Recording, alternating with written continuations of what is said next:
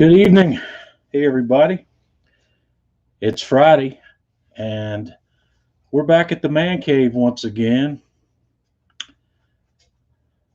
It's been a hot week here, Western North Carolina, with the exception of today. We hit 90 degrees here every day this week. So I'm looking forward to my whiskey tonight. If you're having a drink with me tonight, be sure and post up in the comments here. Tell me who you are, where you are, and what you're having to drink. I see my friend Thomas is in here with us tonight. All right. I think Thomas is in there. Okay, Jason from Melbourne. Good to have you with us as usual. So tonight, guys, I'm slipping back to an old habit here. I've got a new bottle of my Jack Daniel's Single Barrel Select. So that's what I'm gonna pour tonight. We're gonna have 1, 2, 3. I don't know however many fingers fell into that glass right there. So cheers. Hope everybody's had a great week. Anthony, good to have you with us. There's a North Carolina brew happening right there.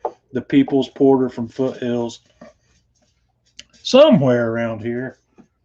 I'll have to fish it out. I have a bottle of sexual chocolate. It's a couple years old. I've been sitting on it. I need to crack that open. It's probably really nice by now. Wes from Peoria, good to have you with us tonight. All right, Russ is with us. Bourbon Barrel Aged Cabernet. Okay, that sounds interesting. Adam is having a gin and tonic. I was watching Adam. Adam came down through my neighborhood last week. He was traveling. I think I saw him in Charlotte, and maybe was it Arkansas or Alabama, somewhere south of here. But I think he may have had a connecting flight in Charlotte. Nancy's with us from New Hampshire. Excellent.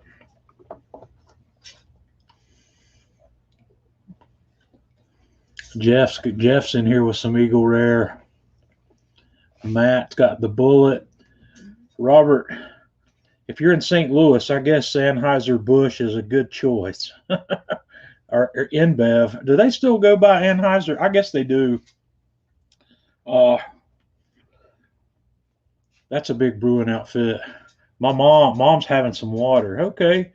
Well, Mom, I've got a bottle of bourbon set aside for me to bring next time I come down there. And we're going to get rid of that little bit you have and replace it with some that I have. My mom showed me a recipe last night. She's getting ready to make a bourbon bread pudding that looked pretty good. And I said, well, do you have any bourbon? And she says, well, yeah. And she pulled out this little small bottle. It's not even a pint. It's smaller than that of some Evan Williams green label. And yeah, there's nothing wrong with that. That's perfect for cooking. But I've got a supply here that's eating up space probably that I'm not going to drink. So I'm actually going to replace her Evan Williams with some Bullet single barrel, or a 10-year-old Bullet. I'm going to take that to Mom. So Russ Holly from South Carolina, some Weller. Yeah, Weller's one I haven't tried yet. Woodford Reserve from Randy Snyder. That's another one I haven't tried yet. I was telling my wife, I was telling Tanya just the other day. Let me get Tanya up here with us, because Tanya's probably Tanya. Have you got a coffee going tonight? I had a coffee going tonight. Yeah. So my production engineer in the background's got the caffeine rolling. Did you make that with some of the coffee that I roasted? I did. And we're still on the fence about whether the decaf I roasted's any good, right? No, I think it's okay. Well, it needs some tweak of some sort. So I'm not sure. I roasted some decaf for the first time, and it's different. So, but the Ethiopian Yurga Chefe that I roasted, I think came out really well. I've been happy with it so far. So Adam says he's coming to Winston. Okay, Winston's about the same distance. It's slightly further from me than Charlotte, but it's actually quicker because it's just a straight shot down the interstate. Andrew's having a whiskey sour. Mm. Elijah Craig barrel proof. That's a unicorn for me. The only Elijah Craig that I can get so far that I've seen is the standard small batch.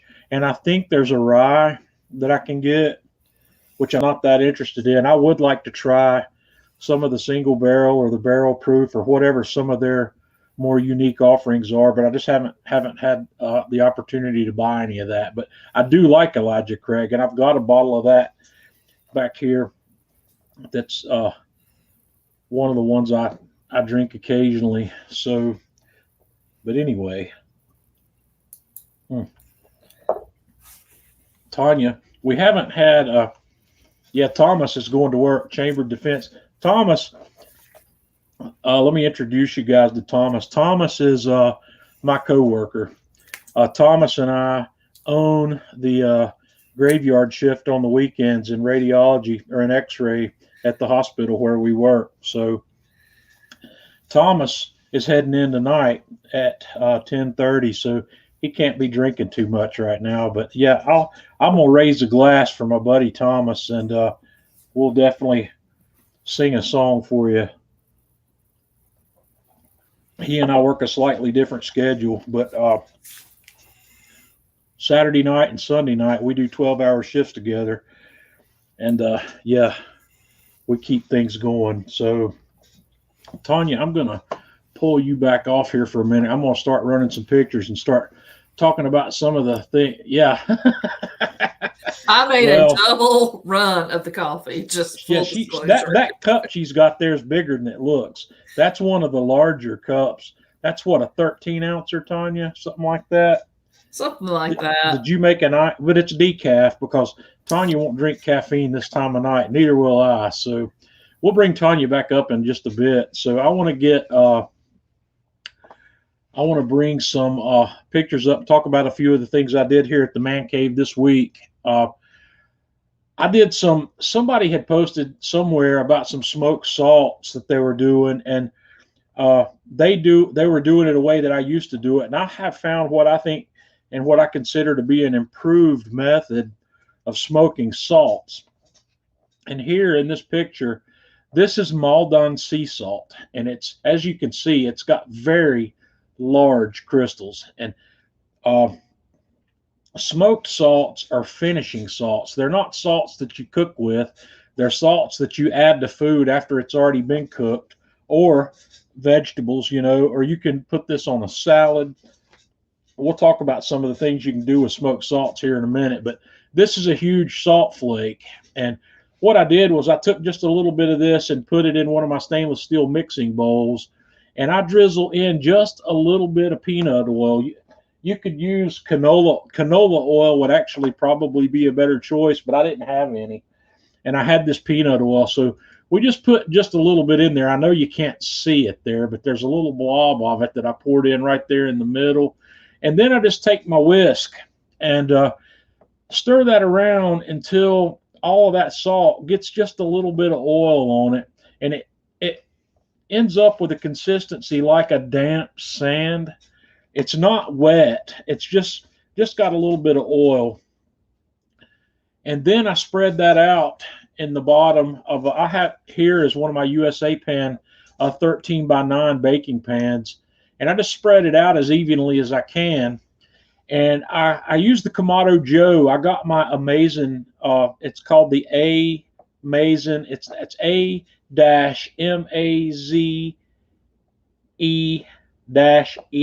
or something like that.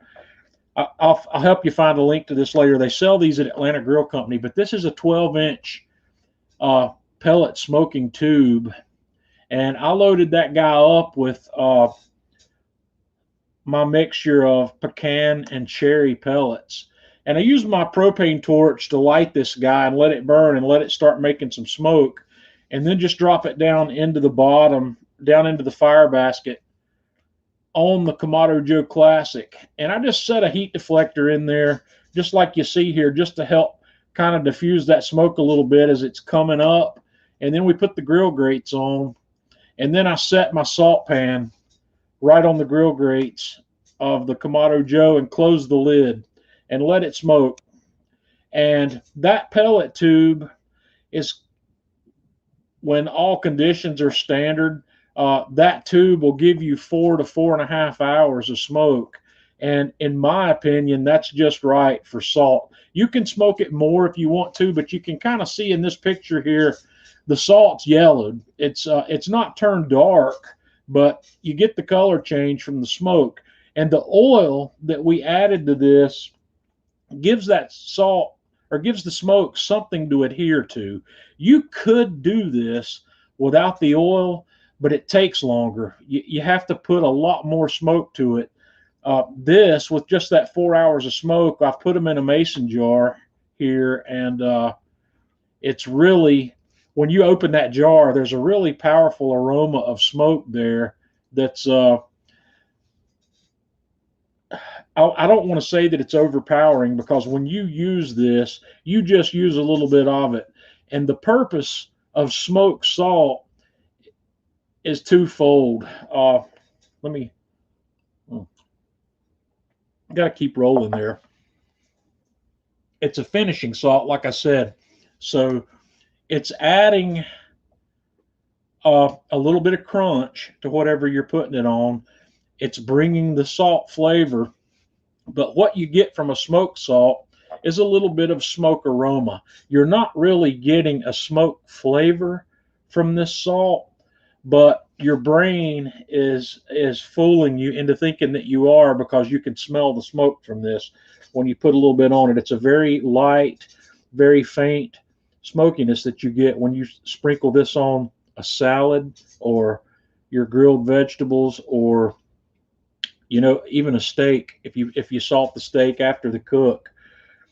One of the things I like to do with this is, this works really well if you sprinkle it on top of chocolate chip cookies right after they come out of the oven. Just a little tiny bit of it, not much. You could do caramels with this. You could do brownies with it. There's a lot of cool applications for finishing salts, and anywhere that you might want to use a finishing salt, you might try and experiment with a smoked salt. And Sharon's asking about my vent settings. The vent's wide open, top and bottom. You don't want to inhibit the airflow on this any. And Cindy, no, you don't have to let this mellow like you do cheese. That's a whole different process. The cheese has to mellow because it tastes horrible right when you take it off. It needs a minimum of a week to 10 days, and I like to let mine go 2 to 3 weeks. But this is ready to use right away. I put it in a mason jar and keep the lid on it, and it does great. So guys, you should try this. If you don't have to have one of these pellet tube smokers. The cool thing about salt is that when you're gonna smoke salt, the salt doesn't care what the temperature in the smoker is. It could be anywhere from the ambient outdoor temperature to 200 or 300 degrees, 400 degrees, wherever you're getting your smoke. You could put this on while you're smoking a butt or a brisket, and in that particular environment, you might not use the oil, because there will be enough aerosolized oil vapor inside your Kamado or inside your smoker that it'll help that smoke adhere to the salt without the oil. So play around with this, smoke some salt and try it. And one of the things I also do is, during that 4 or 4.5 hours that my pan of smoke was on there, I went out and I kind of stirred the salt around 2 or 3 times during that process. See, Andy says, I just used this to salt a roast overnight. It'll be fine. It won't hurt it, But I don't know that I don't believe that smoked salt provides anything to pre-cooked foods other than the salt. I would save your smoked salt for a finishing salt rather than using it to cook with. Have any of you guys ever smoked salts before? Uh, Nancy there on the comment says that it would be interesting on popcorn. Yeah, you might be able to bring that smoky aroma to a popcorn, but you got to be careful because that particular salt is very large crystals. If you wanted to do some popcorn salt, I would use a finer grain. I would get something like maybe a coarse grain sea salt or a coarse grain kosher salt to go on popcorn. Uh, just something a little finer.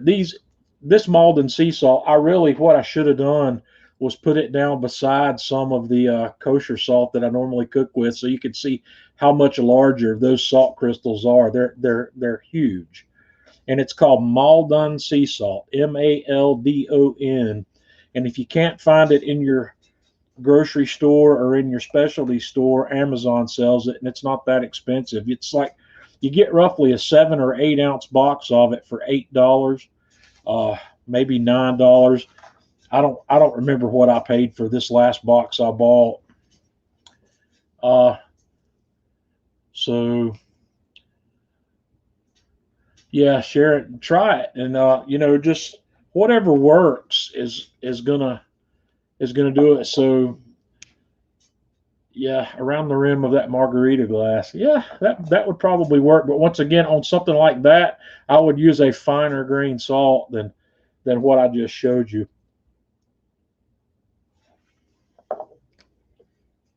Yeah, Andrew, put it on the fudge after. Well, you could do it before. Let that fudge set up, and then just put it on there just a little bit. Salt goes great with sweets, and that's why something like salted caramel is such a beautiful flavor. The salt, as long as you don't get too much of it, it really amplifies the flavor behind the sweetness of whatever you're putting it on. This is another lesson I learned in some of the cooking classes I've been taking, is using salt to amp up the flavor of fruits. Like if you're going to make a fruit compote or even a fruit pie filling, there's if you look at some of the recipes online, I think you'll see that some of these pie fillings call for a little bit of salt, and getting that salt dialed into just the right amount. You don't ever want to taste salt in a pie filling. You'll know if you got too much pretty quickly, but that salt really does amp up the flavor. But once again, that's not something you use the smoked salt for. And on to the next project I did this week. Was I decided to make a loaf of bread, and I got the KitchenAid out and made some bread dough to make my homemade sandwich loaf, which is just a basic white bread. And there's a video for this on the Man Cave Meals YouTube channel if you want to see the entire video of this process and have my recipe for it. But I decided to proof this, and I also cooked this in the Anova precision oven because I'm still kind of evaluating that oven and how much I like it. But I used it as a proofing oven and proofed this dough for the first rise at 85 degrees. And here you can see I got a beautiful rise there. And that rise took about 60 minutes from after I put it in.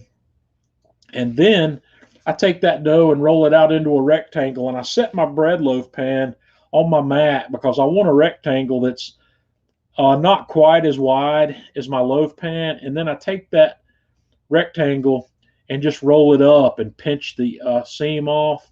And then we set that right back in that loaf pan. And since I've got two of those loaf pans, I just take the other one and set it on top of that, and we let it rise again in that loaf pan until that dough rises up about an inch or so above the top of the pan. Now, This part right here is what uh, is I won't say it's the difficult part, but it's the crux of getting this bread to be beautiful, is getting this dough just right. So that dough, I knead it in the mixer for about 7 or 8 minutes to get it really kneaded well. And I also do a little short 20 or 30 minute long what's called an auto lice. Once I get the dough when I get the flour and water incorporated, I just turn the mixer off and I let it sit there for 30 minutes before I do the final knead. And it gives me that allows that gluten to start forming. So once I do start kneading, we're actually stretching gluten rather than waiting for the gluten to form. But this, you can see I've got a really nice looking rise on that. So the next thing I do on that loaf is I spritz the top of it with water, and I like to put this Trader Joe's everything but the bagel seasoning on top of that loaf. And then that loaf goes into the oven. I know it says 333 there, but I'm running the oven at 350. It just hadn't come back up to temperature as I was taking this picture. I'm running at 350, and I ran this loaf. It's kind of hard to see on this picture, but up here in the upper right, that 25, I was running at a 25% humidity to see how that affected the crust on this. And okay, Tanya, make a mental note what Mom's getting for Christmas this year, because Mom's sourdough would do extremely well in these cast iron loaf pans. And these are the new Lodge ones that are the 5x9 pans. They're not the 4x8. So there's a good idea for Mom for Christmas. But 25 minutes or so. I think I pulled these out at the 25-minute mark. This loaf is absolutely beautiful. Have a look at that. I mean, it's got this beautiful golden top on it. And you have to let this cool in the loaf pan for about 10 minutes or so before you pop it out. And then here's what you have. It's got that cast iron that makes beautiful loaves. I don't know how to describe it. If you've not done loaf bread in a cast iron pan before, you got to try it out. And then, I stole, let's see, this bread knife is the bread knife that I bought that my wife confiscated from me, and I had to borrow it. And I know she's with me hearing this, but that knife has not made it back up to her kitchen yet. So don't let me forget to give her my bread knife back. But anyway, this is a beautiful loaf of bread. It's a beautiful toasting bread. It's a beautiful sandwich loaf. And I didn't cook it on the grill, but I do some indoor baking every now and then. I just wanted to show you guys this loaf if you haven't seen it before, because it's really an amazing loaf. It's I don't know how to describe it, but check my Man Cave Meals YouTube channel. The recipe for that and the video for that is on there.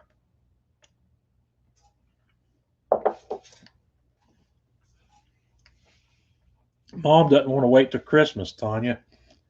I'll tell you what, I do have 2 of the Lodge original loaf pans that I'll go ahead and give my mom and let her try those out. John, how do you do this without an ANOVA with steam? Because you can't really leave the other pan on top of the pan for steaming, can you? You could, but I wouldn't. This loaf is the very first loaf that I've cooked with steam, or the very first loaf of that recipe that I've cooked with steam. I've done some sourdough with 100% steam, but that loaf comes out beautifully in the oven without any steam. So that's a rather high hydration. It's a fairly high hydration. I'd have to calculate where that one is. It's above 70%, I believe. And I run it in my convection oven at 350. And if you're not using convection, cook it at 375 or so. But I wouldn't worry about steam on a loaf like that, because it's fine without it. Like I said, I've made that loaf I don't know how many times now, and this one was the first time I had made it with steam. So Brian's tried that loaf and they like it. So this is a recipe. This is one of the recipes that I came up with when I was doing my Johnny Becomes a Better Baker during the COVID quarantine. So we went through Jeff Ledbetter and Jeff's here with us. Yeah, Jeff and I got together and we made a lot of different breads. We were bouncing recipes back and forth, trying things where he would do something, I would do something, and we would go back and forth. And with two people working on it, we came up with solutions a lot quicker. And we did a lot. So some of those more recent bread videos from last year that are on the Man Cave Meals channel are a result of the stuff that Jeff and I worked on together. You know, we did I opened that up with sourdough, and then we did bagels, we did cinnamon rolls, we did a ciabatta. I don't remember what else I made video content on right away, but I never finished making all the videos I wanted to make. So that was the bread. And for this week's cooking video, I didn't make enough pictures to show this process, but I posted this video today on Atlanta Grill Company on their Facebook page and YouTube channels, and I shared them around some. But I wanted to do the chuck steak. I wanted to do the video on making a medium rare steak out of a chuck roast. And this is a 2-process stage because I use sous vide. But this picture right here is the roast after I took it out of the sous vide bath. What I did was, this was a 2-pound chuck roast, and I seasoned this guy with my Man Cave. No, I actually used Himalayan Sherpa on this one instead of the Man Cave Meals AP Mojo. I seasoned it, and then I put it in a vacuum seal bag. Got a nice tight vacuum with the chamber sealer, and then I put it in a sous vide bath. I ran the sous vide bath at 132 degrees because I didn't want to go quite to 135. Anywhere between 130 and 135 is good for medium rare. And so I took it out, and then I got the PK Go fired up. I love this portable charcoal grill. This thing is a beast, and you can go quick on it. So I got a chimney of lump charcoal burning over on one side of this, and then we tossed this guy on, and we seared it on both sides for about 60 seconds or so, because it doesn't take long to put some sear on it after it's already been cooked in the sous vide bath. So we just seared it, and then this is what you end up with. This is a beautiful medium rare cook on a piece of meat that's incredibly tough.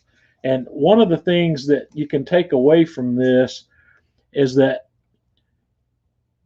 meat doesn't have to get to a certain temperature to tenderize, and that's where sous vide comes into play.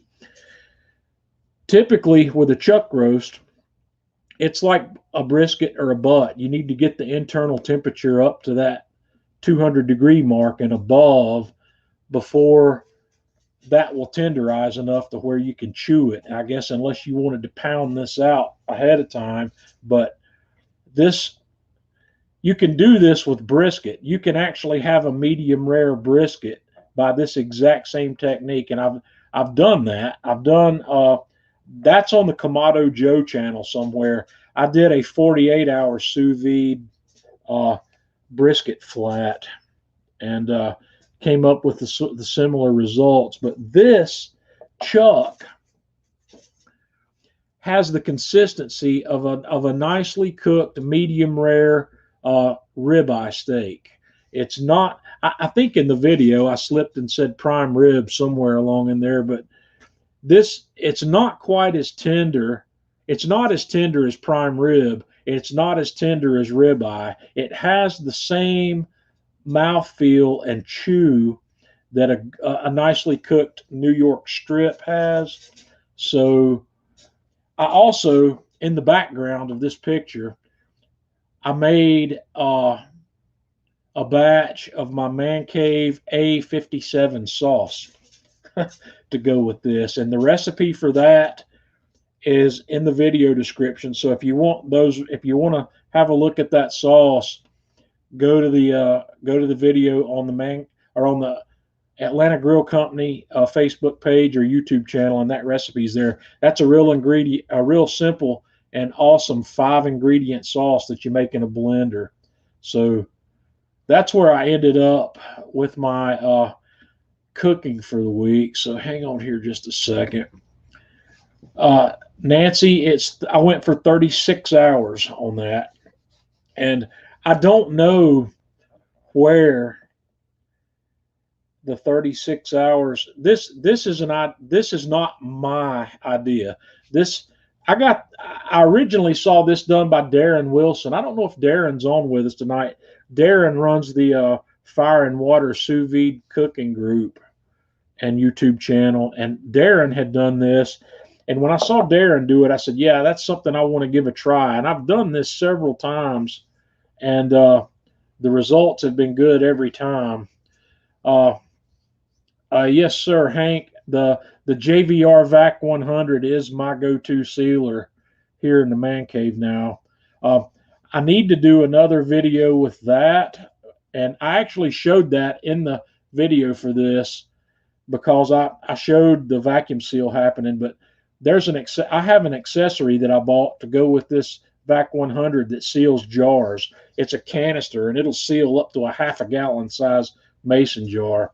And Paul, that's a very good question about how do you know how long to sous vide. I don't know the answer to that, and a lot of times I'm taking advice on people who have already done it. I've not had to figure that out yet because I always shoot for times and temperatures that other people have used. But what I do know is this is I think the 4th or 5th time I've done this, and I have done it for as little as 30 hours, and I have done it for as long as about 42 hours. And I can't really tell a whole lot of difference in those times. I don't know what the minimum time is. What I would recommend doing if you wanted to figure out what the minimum time you could get away with is I would get a chuck roast. I would cut it into several pieces, and I would pull one of them out and finish it off after it had been in there for maybe check it at 18 hours and see what you think. Check another one at 24.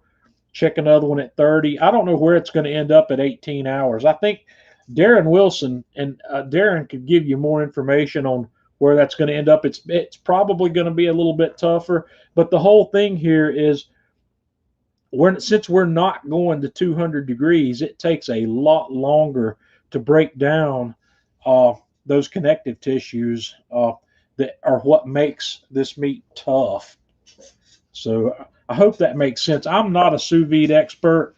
My primary objective for sous vide is I use it to reheat meat that's already been cooked, that's gone into the refrigerator or the freezer, because I can use that to reheat it without overcooking it.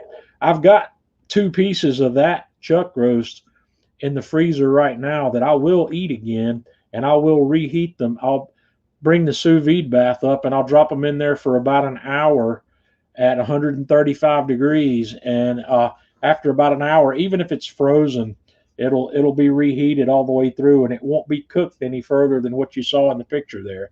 If you reheat in the microwave or reheat in the oven, it's gonna cook that meat up to a medium or medium well in the process of reheating it.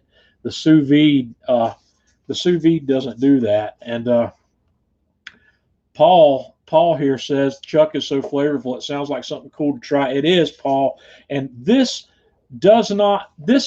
still tastes like chuck, but it doesn't taste like pot roast chuck. It does not have the same flavor as if you had done this in a crock pot, or if you had done it up to 200 degrees on your grill or smoker. It's got more of a steak flavor than you might imagine there. So if you haven't tried this, if you've got a sous vide circulator, it's something you want to do, because this is one of the few things that I enjoy doing sous vide. I may do some more sous vide in in the future and do some video content on it, but this is one I feel like is important. I think it's well worth the time. Now, one other thing about that, the searing technique that I use there is not probably the optimum way to sear something that's done sous vide. What I wanted to do it on a grill because that's what we do when we make videos. We use grills, but I could have done it on the grill. But I think searing that off in a like I could have taken that brazier that we used last week and melted some ghee into that and got that ghee good and hot and let that sear in some ghee. I think I would have got a better quality sear in terms of overall sear quality. It might have worked a little bit better that way. And in fact, I'm probably going to try it that way next time I do it. So that's where we land on the chuck roast. That's something, it's delicious. And since since we're coming up on Memorial Day here in the United States, guys, all of you are fully, if you're not aware, I've got some big news for you. Memorial Day is the beginning of grilling season here in the United States. So you're officially allowed to fire up your grills, and you've got until Labor Day in September to do all the grilling you want, because here in the United States, grilling season is Memorial Day to Labor Day. And if you didn't know that, now you do. So everybody loves grilling burgers. So I think next week's video, we're going to do some smash burgers. I'm going to figure out exactly which setup I want to use. We're gonna make smash burgers. So if you're not familiar with smash burgers and you don't know what a smash burger is, you want to tune in next week. I'll have the video up probably on Thursday or on Friday for the smash burgers. But we'll talk about them next Friday night because that's my favorite kind of burger, and I'm going to show you how to make those. So that's where we land. So that's about the cooking I did this week. So I want to talk now about cast iron. That's one of the main subjects I wanted to talk to you guys about this week. A couple of things I want to start with before we go into the pictures. I'm going to talk mainly about cast iron cookware tonight, but I want to talk to you about cast iron grates, cast iron griddles that you might have for your Kamado grills or other cast iron accessories that you use on your grill. There's a lot of misinformation about seasoning these things. Your grill components that are cast iron do not need to follow the same guidelines for seasoning and maintaining those as you would a cast iron skillet. What I have gotten down to where I do now is when I'm searing, if I want to use a cast iron grate to sear, that grill is going to be so hot that it's going to burn off any seasoning that I've put on those cast iron grates on the fire facing side of it anyway. So to me, it really is a waste of time to spend a bunch of time trying to put a good quality seasoning on those, because it's going to come off. If you want to do that and you want to spend the time doing that, be my guest. But what I like to do when I'm cooking on a cast iron grate, as soon as I'm finished cooking, I like to use my wire brush and scrape off all the crud that I can get off of it. And then I'll leave it on the grill till the grill cools. And once the grill cools, I'll lift that grate off and I'll take a can of the spray, cooking spray, and spray it all over that, both sides, get a good heavy coat on it, and then I store that in a plastic garbage bag. That is how I maintain my griddle, or my cast iron griddle for the Kamado Joes, the cast iron grates. And I haven't gotten that sophisticated yet with the cast iron grates on my PK Go. Those things are so pretty. I'm still bringing them inside and giving those a little extra care. I'm doing some experiments with those, but don't waste a bunch of your time seasoning your grill, your cast iron grill pieces and cast iron griddles, because it's just keep them clean, keep oil on them, and keep them in a plastic bag where the moisture won't get to them and they won't rust. If you do that every time you cook, you won't rust. So now, talking about cast iron cookware, I'm going to bring up some pictures that I've put together. Let's see. This is an example of what I want to call this stuff. This is Finex. I've got quite a few pieces of Finex cast iron, and this is just a picture of their 10-inch skillet and the lid that's optional for that. And this is what I like to call a modern day heirloom quality cast iron. This stuff is built, it's amazing, the build quality on these. They're big, they're heavy, and they do well for what you're doing with them. They have most of the finer stuff like this. I'm going to skip on up here to the next picture. This is a pan by a company called Smithy. And one of the things that this pan has in common with the Finex pan back here, if you look at the cooking surface in here, it's really mirror shiny smooth. And a lot of the newer heirloom cast irons come in that way. And now that I've had some experience with some of this high quality, what they call high quality heirloom cast iron, I've learned to appreciate the cheaper stuff. The Lodge cast iron that does not have that glassy smooth surface there's some benefits to that, and we're going to talk about it here in a minute. The benefits I find to it mainly are the seasoning stays on the pan better on that rougher surface than it does on this glassy smooth surface. It's really kind of difficult to get the seasoning built up onto this surface and have it stay there. It takes a little longer. Now, let me see what I've got next. Okay, this pan is a Rogue pan in my collection. I mentioned this pan before. This pan is by a company called Grizzly, and I believe they're based here in North Carolina. This is the only one of these I have. I bought it because I was so fascinated by the concept. I wanted to try it. And what this is a nickel-plated cast iron 10-inch skillet. And this one's really heavy. This is a 7-pound. This is a 7-pound skillet. It's really heavy, and I've cooked in it. But this pan is not cheap. I paid $170. I think I paid $170 for this pan. This company, I went to their website today to look, and they currently only make 3 pans. They only made 2 when I bought this one. They make a 12-inch version of this same pan that's $195. And now they've added a 10-inch version of this pan that does not have the long handle.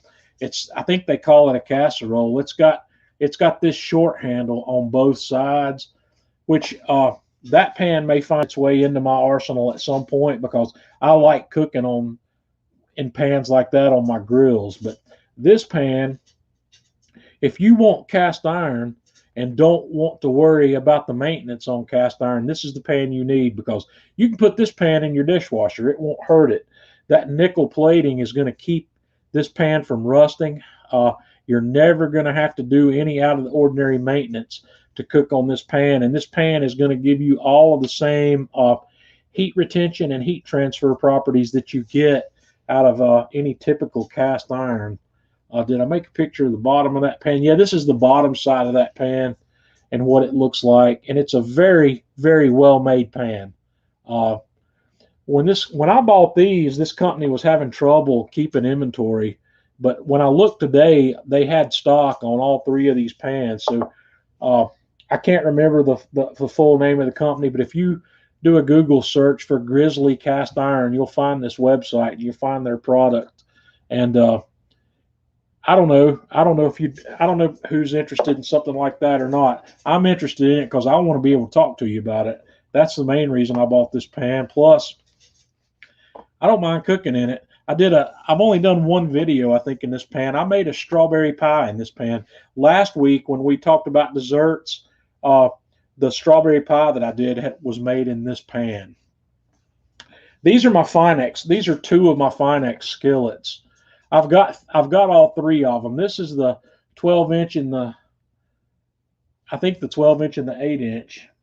The 10-inch is not in this picture, but these pans are starting, as long as I've had these pans, they're starting to get a good seasoning in them. And I want to look a little, this is the back side of these pans. They're beautiful pans. Like I said, these are heirloom quality pans. You'd have a hard time destroying a pan like this, but this is a close-up inside of one of those pans. And this is part of what makes these pans that have that glassy, smooth surface a little harder to work with. It takes a little while for this seasoning to build up in this pan. But I think you can see my mouse pointer moving here maybe. But right in this area, this is an area where my seasoning from the cooking just hasn't taken hold yet. And it will over time, but you've got to let it do it. And you've got to let this seasoning build up in the pan, and don't keep re-seasoning the pan, because every time you burn all this other stuff off, you're starting from scratch again. So once you've got a pan seasoned, when I cook in this pan, I've got some of these plastic scrapers from Lodge, and I just scrape all the stuff out of them, and I rinse these guys out with hot water. And at that point, what I like to do is put them in the oven. I'll turn my oven on to 300 degrees for about 15 minutes to heat the pan up enough where any water that's left behind on that pan that I wasn't able to buff off with a towel will evaporate off of the pan. And then while that pan is still warm, I like to oil it. And typically, I just use a little bit of the cooking spray, which is canola oil in a can, spray it on there, and I wipe it on there very thinly and coat the entire pan and put the pan away until I'm ready to use it again. This is a picture of that same pan backed out just a little bit more, but this pan, these super smooth surface pans, it's a little harder to get that seasoning put in there. But once it's in there, you'll love these pans. Those Finex pans are also very expensive. I don't remember what I paid for all of the Finex. Atlanta Grill Company carries the Finex line, so if you want to see what those pans cost, go to the Atlanta Grill Company, atlantagrillcompany.com, and search for Finex, Finex, and it'll all come up. These are quite pricey, but they're awesome pans if you want to get involved with the new age heirloom cast iron. This is an excellent pan to start with. These pans in this picture are some of my antique pans I've been experimenting with. The one on the left is a BSR, a Birmingham Stove and Range. That pan was made, I believe, probably in the 1960s. It's not as old as the other two on the right. The two on the right are Griswold pans, and they're the Griswold large block logo pans. And one of these pans is a little older than the other. This one, the smaller one here, has a heat ring on it, and I believe the heat ring pans may be slightly older than the flat bottom pans. But both of these pans were made between 1930 and 1949, and I love the Griswold pans. The thing I like about the Griswold pans is they're thin and they're lightweight. And the purpose of cast iron, in my opinion, is even heating. They heat evenly, and they produce a very even heat, which is hard to get. It's harder to get with a less expensive pan. You can get even heating with the newer stainless steel stuff that's multi-clad, like the all-clad stuff, or like this is Willings Aurora stuff that I use. When it's multiply, you can get fairly even heating. But these pans, if you want to break into some really great quality cast iron, have a look at the Griswold stuff. And the only way you can get this stuff these days, I find it on eBay. You can find it in your local antique shop sometimes, but if you want to get involved in antique cast iron, there's some things you have to look for. And without being able to put your hands on the pan first, you're at the disposal of whoever's selling it to you.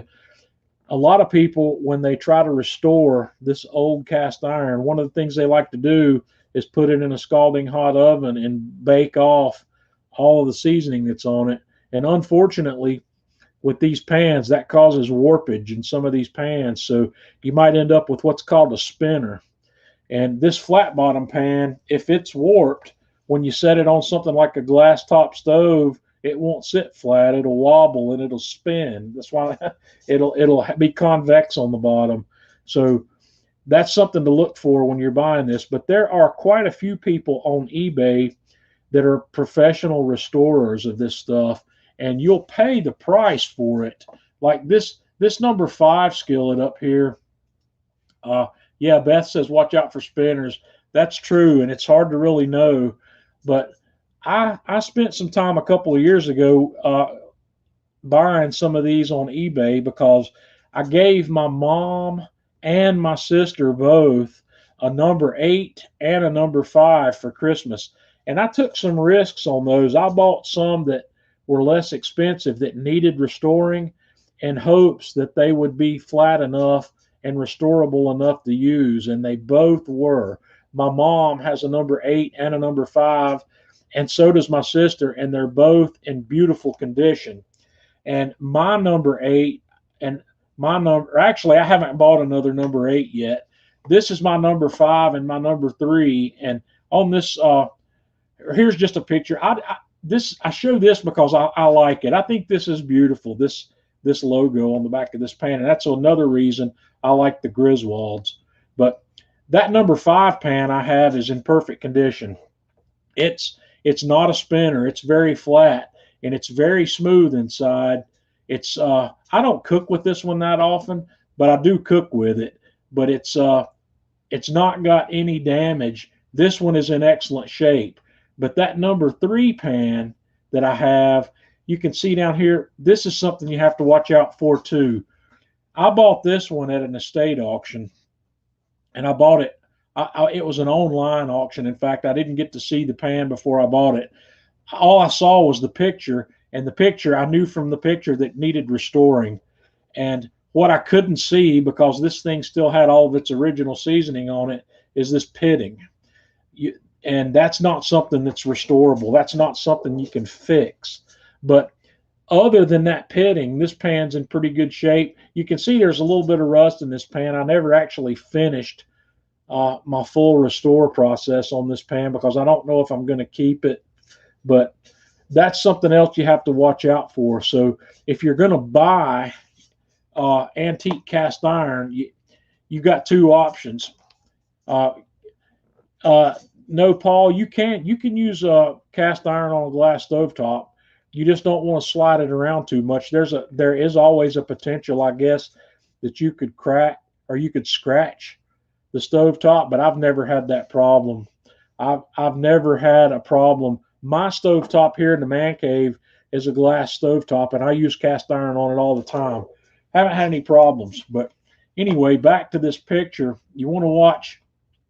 If you're going to buy antique cast iron online, you've got 2 options. You can buy a piece that's fully restored, and most of these people that are selling fully restored stuff are being pretty straightforward with you, and you're paying a premium for it. This number 5 pan right here, if you bought this on eBay fully restored, that's not a spinner, you're probably going to spend $90 to $100 on it. The number 8 pan, which is the 10-inch pan, you're going to spend probably $125 to get that pan. But it looks like I'm going to have to spend that to get my number 8 back because I haven't found a number 8 yet that I thought I could get that would be restorable for much less than that. But I would ultimately like to have the entire set of Griswolds. There's a couple in the Griswold line, like the number 2, that are stupid expensive because they're very rare. But there's a closer up picture of that pitting on that pan. Now, the pan's pitted, and that's a blemish, but you can still cook in this pan. That's not, once you start cooking in a pan that's got that pitting, unless it's really severe, your seasoning is going to fill that in and make that pan usable. So this is a Lodge, and this is not an old Lodge. This is a newer Lodge. This is one that I bought myself. I don't remember exactly how long I've had this particular pan, but this one got reseasoned probably a year ago when I was, or maybe 2 years ago when I was experimenting with different seasoning techniques. I stripped the seasoning from this one and reseasoned it myself. But you can see in this pan that the texture on the inside of this pan is rough. I'm not going to say rough, it's gritty. And here's a closer up picture of that, but it does not have that smooth glass-like surface that some of these newer pans have. But the thing about that is I'm okay with that because this Lodge pan will build that seasoning quickly and it'll hold it, and you're not constantly looking at places that have seasoning chipped off of it. And I think, Lodge, I think that's the reason they did that. Lodge, I think I read somewhere that in the not so distant past, Lodge used to have a smoother pan, and they went to the rougher texture for that reason, because it holds the seasoning better. And from my experience, I agree, it does. It's easier to get a Lodge pan seasoned and fully functional than it is some of these more expensive pans. And my most recent cast iron collection edition, I just got this one yesterday. Occasionally, I will have a look at Facebook Marketplace and Craigslist to see if there's any cast iron in my immediate area that I want to look at. Well, Lodge has recently reintroduced some stuff called Black Lock, and this is made, they boast that it's made in the original Lodge foundry, and this is a 12-inch skillet, and this pan sells for $80. I got it, and it's brand new. It's never been used, and interestingly enough, it was a friend of mine that was selling it because he's got two of them, and he's just not using this one, and I got this pan for $45 yesterday. And the difference, one of the big differences between this pan and the typical Lodge pans is this one is thinner and lighter weight. This pan, I can tell right away that I'm going to want the smaller versions of this pan at some point. I've got so much cast iron sitting here right now, I'm going to have to reevaluate what I'm going to keep and what I'm going to take and donate to the thrift shop up the street because I've got so much of it, I don't have a place to keep all of it anymore. But this Lodge is inexpensive. Well, this pan's not inexpensive. This is an $80 pan. The standard Lodge 12-inch pan is $39 maybe. It's a lot. It's a good bit less expensive, but this is a nicer pan. So, and this is a picture of that brand new surface. It's slightly gritty, it's textured, and it's going to hold a seasoning extremely well. And this is what's on the back side of that pan. One of the interesting things about this one does have what's called a heat ring on it, and that heat ring, what this is a ring around the bottom edge of the pan. Sometimes the pans with heat rings have an advantage if they're older, because they won't, even if they're slightly warped, they won't wobble quite as much as one that doesn't have the heat ring. But this one, I guess you have to have the heat ring on it because this all this artwork on the back of the pan is embossed rather than engraved. So that pan wouldn't sit nicely without the heat ring because of the way that pan's made. So let's see here. Let me take this down. Brian says, I've thinned mine down to Lodge for outside and a few inside uses. Le Creuset and Staub inside only. Okay. I didn't bring Le Creuset and Staub into this conversation because unless I'm missing something, neither one of those companies make bare cast iron. I think all of their stuff is enameled, and I've got a special place in my heart for enameled cast iron. I actually wish everything I had was enameled at some degree, because the enameled cast iron to me is a lot like that Grizzly. I've got all the benefit of the heat retention and distribution properties of cast iron, but I've got a surface that doesn't require much maintenance. I've got some Le Creuset. I've got that new brazier that I showed y'all last week, that black one that I like so much. I've got a small Le Creuset saucepan, and I've got some stoneware Le Creuset. I've got a 9x13 baking dish, but I've also got some Lodge stoneware baking dishes. I've got an 8x8 Lodge. I've got some Lodge enameled cast iron, and I've got one Staub. I've got a 4-quart Staub Dutch oven that Tanya bought me for Christmas one year. Speaking of heat retention, will you put your cast iron? Yes, sir, I sure will. I will probably not put my enameled cast iron in there, but any of my other cast iron, I've already done some cast iron cooking in the Alpha. I did a pan of macaroni and cheese in that Alpha 1 in that 8-inch pan fairly recently, and I've done some chicken and potatoes in my 10-inch. I think I did it in the 10-inch Finex also. So, Tanya, what else do we do with cast iron that's cool?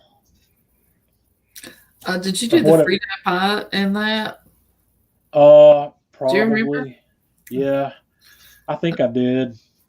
But there's all kinds of pies. I've got that Lodge bundt pan, that reissue of that old style bundt pan for pound cakes that's cast iron that I like to use also. What I don't have that I want to get from that new line of Lodge bakeware is that pie pan, that 9-inch pie pan. I want to get that. I also want that Finex griddle. Let's see. I'm going to have to talk to Santa Claus about that maybe. You see what I'm saying, right? You're hearing that, right? Yeah. I don't know about that. That griddle, I'm not sure about.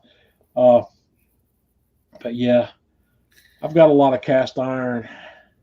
Mom says I gave her the number 8 and the number 3. So I gave Mom and Margaret the number 8 and the number 3, not the 8 and the 5. So, but the ones that my mom and my sister have are in pristine condition, and I'm jealous of them now because I have not been able to. I got a 5, but I haven't got an 8, and maybe we'll get it. So, yeah, sausage gravy in a cast iron pan. We've done that. But I've got too much cast iron. I'm actually worried about this stainless steel wire rack over here because it's probably got 300 pounds of cast iron sitting on it, and I can't tell that that's sagging any, but some of that stuff's going to go to the thrift store. I'm gonna thin down the herd to the stuff that I use because it's actually not a good idea to have too much cast iron, because if you do, some of it's not going to get used and it's not going to get maintained. The worst thing you can do for cast iron is not use it. And I've got so much of it, it's hard to use all of it. So, okay, Mom, before I get rid of anything, I will show you what I've got, and you're welcome to it. And we'll give Margaret some of it too if she wants it. I don't think Margaret's in here with us tonight, so yeah. So we're up to our hour mark, and there's a little bit left, and I haven't finished my glass yet, so we're good. Andrew, glad you could be with us. You can hit the rewind button here. We've had a interesting talk tonight about some cast iron.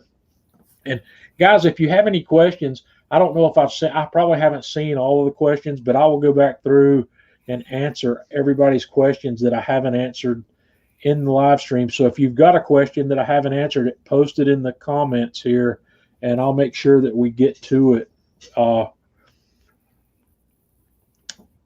But next week, like I said, I think I'm going to try to do a video on smash burgers, and I may do a second video. One of the things I'd like to do is a video on homemade hamburger buns. I've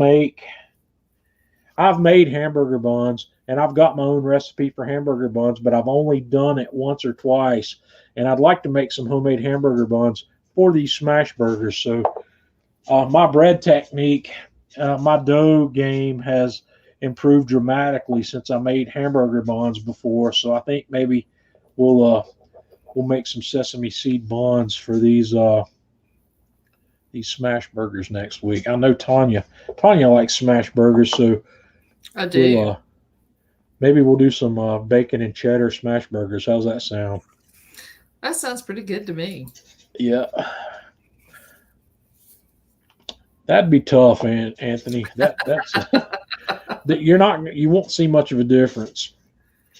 I can talk about the theoretical differences between soapstone and cast iron, but when the rubber hits the road, they're not really differences you can see.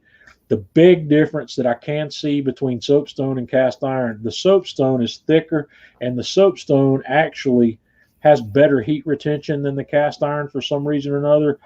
But where you see the difference in these two is when you lay down a burger, let's say a smash burger, on the soapstone and lay the same burger down on the cast iron. When you get ready to flip that burger, you can flip it on the soapstone right back into the same spot where you were, and it'll cook just fine. If you do that on the cast iron, that side that you just flipped down to where you're cooking is not going to cook as well, because the cast iron's giving up most of its heat to that first side. Whenever I flip stuff on cast iron, I flip it to another place that's still hot. The soapstone, I can get away with not doing that. And that's the big thing that I can see is a difference between the soapstone and the cast iron. There's a lot more thermal mass in that soapstone than there is on the cast iron. Other than that, the main thing I like about the cast iron or the soapstone is it's low maintenance. It won't rust. I don't have to worry about oil in it. I can wash it with soap and water, and that's exactly what I do. I bring it inside and scrub it with a plastic scouring pad with Dawn dishwashing liquid. So, yeah, the only drawback of the soapstone is that they're fragile, and don't buy a soapstone with the intentions of handing it down for generations, because they're not going to last forever. Cast iron will last you a lot longer in the long run, but the cooking properties on the soapstone are far superior. Now, the soapstone that I'm cooking on my classic is my original one. I've not broken it. It's got a crack in it. I can see a crack forming in it, but it's not broken yet. And I put it on the grill grate. I don't set it just on the rack, on the divide and conquer rack. I set it on the Half Moon grill grate where it's got plenty of support underneath it, especially if I'm going to press on it to make smash burgers. If you put a lot of downforce on that thing when it's hot and it's got no support under it, yeah, you might break it. And I've seen them broken, but luckily mine hasn't broken. And maybe one day this week I'll get the soapstone out and I'll take some pictures of it where you can see that little fissure that's formed in it. But that crack actually formed in my soapstone shortly after I got it. I probably had only 10 or 12 cooks on that soapstone when that crack started to form, and now I've probably got over 100 cooks on that soapstone, and that crack hasn't really changed any. And the good news is if it does give up the ghost, I've got an extra soapstone still in the box that I haven't opened. I may want to get that one out. I've wanted to get that out before where I could have soapstones on both sides of the grill at the same time, but I just haven't. I was with Chef Eric. I was with Eric Gephardt the day that Eric and I made some videos together. Eric had this soapstone. He said, "Here, you want a soapstone?" He says, "I don't need this." And I said, "Sure, I'll take it." And that's been, I don't know, 4 years ago or maybe 5 now. I don't remember how long it's been, but I've got that soapstone still and haven't taken it out of the box yet. And no, I'm not giving it away. I want to keep that because I've got 3 classic size grills out here and I've only got 1 soapstone. Tom, glad you could join us tonight. Tom Horseman's with us. And guys, we had Tom on with us not too long ago, and Tom's made a lot of video content. I'm going to have to get Tom back on with us one week because I'd like to hear more about his experiences with this char griller Gravity series. Andrew, the soapstone is natural. It's not a composite. It's a mined mineral stone. I don't know what its actual mineral properties are, but it's non-porous, which is one of the beautiful things about it. That's one of the reasons you can use soap and water on it, and there's no need to season this thing because the oil, if any oil you put on, it's not going to soak into the stone. It is non-porous. Margaret's with us. My sister Margaret. Glad you could make it in here tonight. We're just about done though, so yeah, we'll get Tom back on with us one night. I think Stephen Hickey's playing hooky tonight. I haven't seen him. He's afraid to come around now because I'm still begging him to come on live with me. We'll get him. I'm hopefully gonna see Stephen in July. I'm not 100% sure of that yet, but me and some of the Atlanta faction are talking about having a little get together in July down in Atlanta, and I'm hoping Stephen can make it down. So,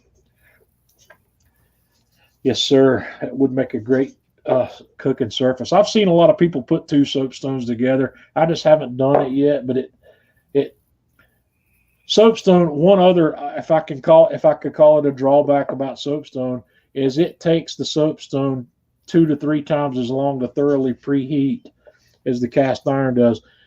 You got to start early when you want to cook on your soapstone, and you got to give it time to preheat.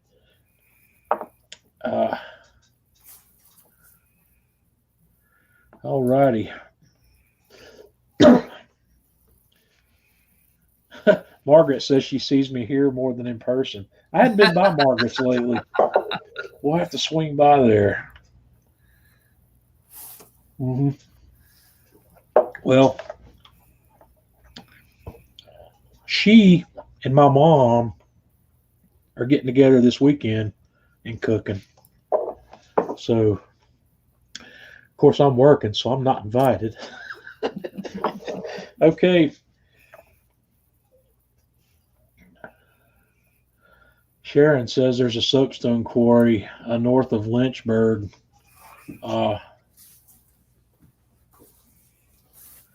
It's not running anymore, but yeah. Sharon, I believe a lot of the soapstone, I don't quote me on this because I don't know if it's 100% accurate, but I think a lot of the soapstone we get's quarried in Canada right now. I could be wrong, but I think when Kamado Joe was first coming up with this soapstone, I think, if I remember correctly, Bobby Brennan told me that it was coming from a Canadian source. Yeah, Darren said that as well there. So I'm not sure. So I don't know where it all comes from. So guys, I was talking about Darren Wilson here earlier. Darren's the one where I got the idea to do this sous vide chuck steak. Darren did it before I did it, and I would never have even considered that until I saw Darren do it. And Darren, yeah, they make countertops from soapstone. But Darren, I was telling these guys earlier about having seen you do the chuck steak and do it sous vide. One of the questions that came up is about the time. What's the minimum time, Darren, you think you could get away with on sous vide for a medium rare chuck steak? Would you go any less than 36 hours on that? And Mike, I have experimented with salt block with not great experience. I'm not a good person to ask about that. I have not had good experiences cooking on the salt blocks yet. So I'm not sure what the correct answer is on the minimum time you could get away with. But like I said, experiment with it. Try it. Cut one into pieces and try some at 18 hours, 24 hours, 30 hours, and see what works for you. I don't think 18 hours is going to be enough. So Andrew's going to buy us dinner, Tanya, if we come up there. Andrew, are you in Nova Scotia? Is that correct? I would like to visit. Darren says yes, just not as tender. What's Prince Edward Island is a place I'd like to visit. Maybe Tanya and I can get up there sometime. Right. Where's the point of no return on that, Darren? Where does it get ruined? How far would you have to go to turn it into mush? Would 42 hours or 48 hours be too far on a chuck? I know brisket can handle 48 hours because I've done it. Just east of Toronto. Okay. Yeah, I'd like to get back up that way. I would like to visit Dixon's Barbecue. I've never been there, and they're kind of like the Atlanta Grill Company of Canada. So, yeah, 72 hours. So, yeah, you can go further. All right, guys, I've got to wrap things up here. It's Darren says 48's perfect. I don't think I've ever let one go 48, but maybe the next one I do, I will. 36 worked great for me. I was real happy with the texture I've been getting at 36 hours. So it does. It's nice. I'm very happy with that. Oh, there's our Nova Scotia, Andrew. We got. See, I'm losing track of my Canadians, Tanya. You got to help me with this. Well, so lobster's in right now at Prince Edward Island, a couple hours out. So yeah, I would like to visit Prince Edward Island sometime, and maybe Tanya, we can put that on our list of places to go. Absolutely. So, well, I've got to figure out Canada because my nephew Xander, when he graduates from high school, told both my nephews I'd take them anywhere they wanted to go in the world. And Xander wants to go to Canada. See if you can talk them into that, and I'll go with you. So, all right. You can take Tristan to Japan and go by yourself, and I'll go to Canada with you. So, guys, I appreciate you hanging out with me. Hope you can make it back next week. We're going to talk about, Mama can go with us. Sure. That'd be awesome. Road trip. No, I don't know if I want a road trip that. Well, I don't know. It'd be a pretty drive. Yeah. I'm going to miss cube steak tomorrow. Well, I've missed worse, so. What time do I need to be there? Tanya, have Tanya down there. She'll eat that. All right, guys. It's been fun. I appreciate you hanging out with me. So until next week, y'all have a good one.